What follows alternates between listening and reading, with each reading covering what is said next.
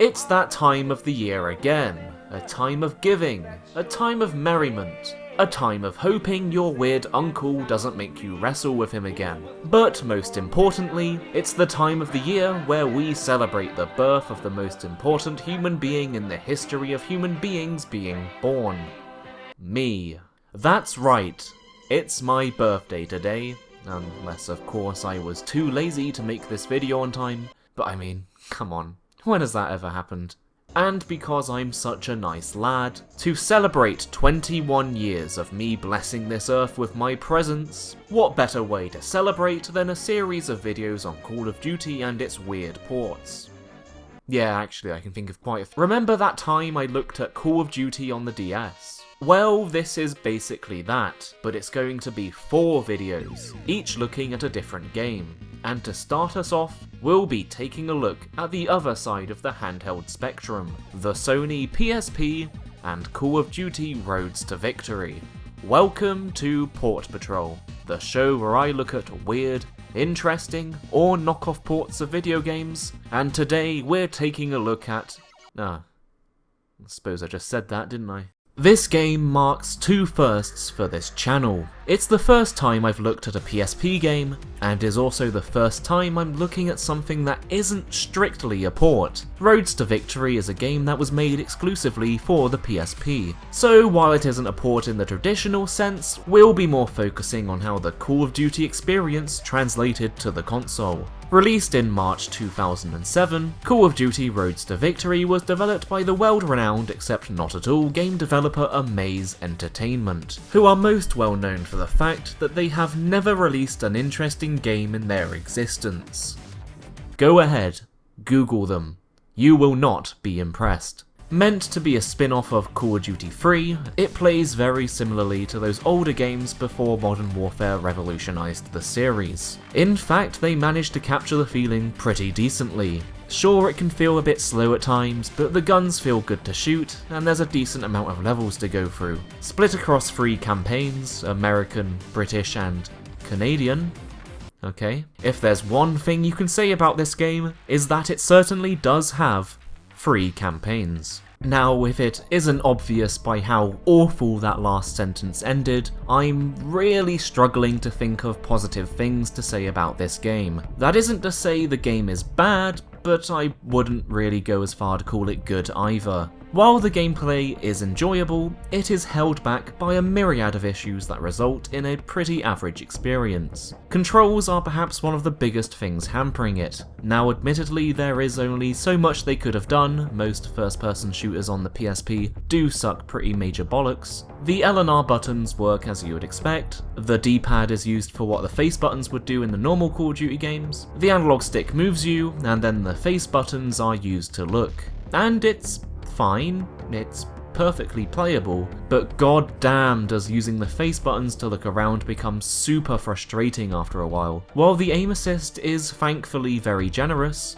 when it works, it is incredibly slow, even on the faster speed. In the end, it makes a game that is based on the already slower paced early Call of Duty games feel even slower with how you have to wrestle the controls just to look around normally. The DS games definitely have the advantage in this aspect. The stylus offers much snappier aiming and way better accuracy, resulting in a game that moves at a much better pace. Now there are 3 other control schemes you can choose from, but they are just so laughable. They completely get rid of the face buttons to aim, which is nice, but the alternative is a lot less pretty. Using L and R to strafe, or turn left and right depending on which option you pick, it just feels awful. I could not get used to it at all. It is a shame that there's no control option where the face buttons are what you use to move and then the analog stick is what looks. I would have thought it would be pretty obvious, considering N64 games faced the same dilemma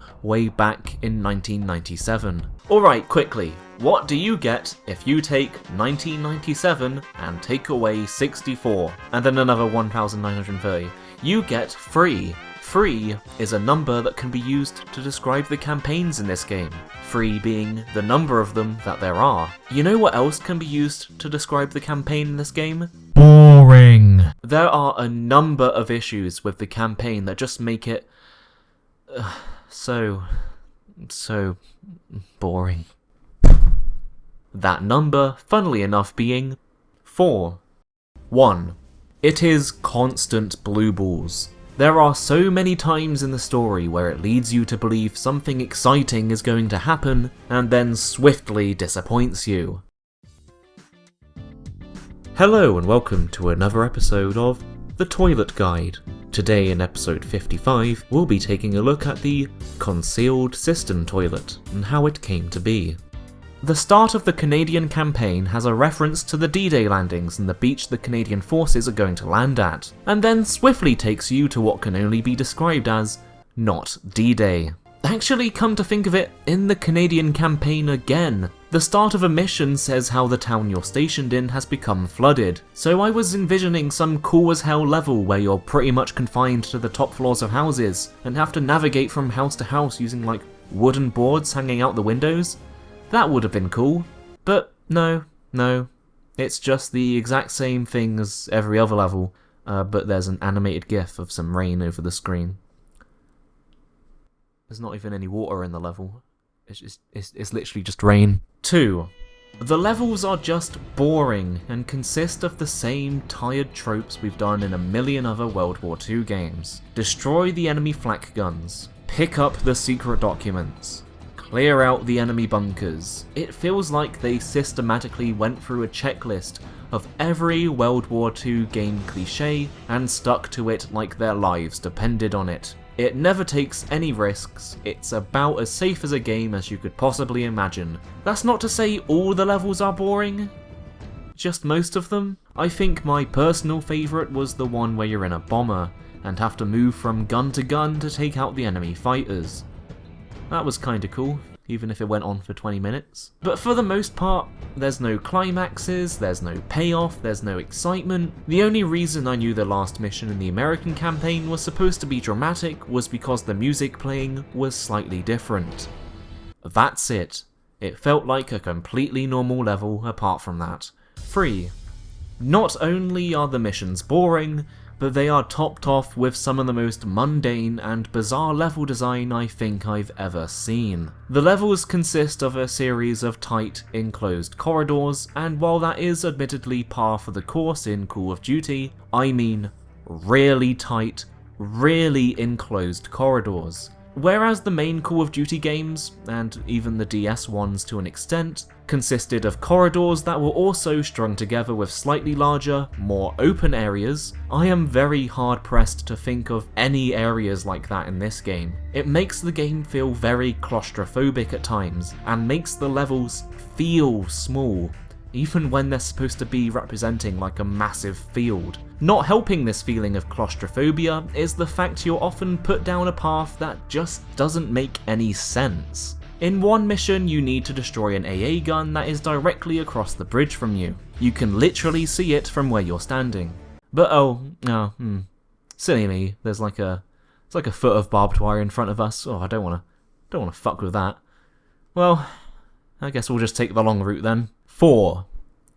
Rush is a popular game mode in the Battlefield series, and can also be used to describe the development process of this game. Or at least, it bloody feels like it. Enemies and allies constantly get stuck on seemingly nothing. The AI is completely brain dead, enemies almost immediately filling the gaps left behind when you kill a soldier, almost as if they're lining up just to be shot by you. The way you can always reload your gun, even when your magazine is completely full. There's a lot to say about this game when it comes to stuff that's wrong with it, but annoyingly they're the type of wrong that don't make a game bad, it just makes it boringly average. The type of boringly average I'm really bored of talking about right now, so let's try to wrap this up quick, eh? Call of Duty Roads to Victory is a pretty solid foundation for a PSP Call of Duty game that is held back by both stupid decisions by the developers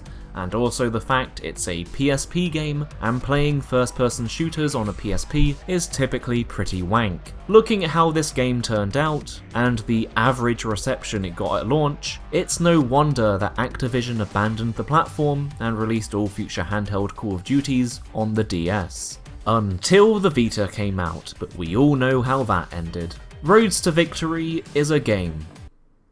A game that you should only play out of interest, not out of a want to play a fun game. If you're looking for a handheld Call of Duty, then the DS games are a much safer bet.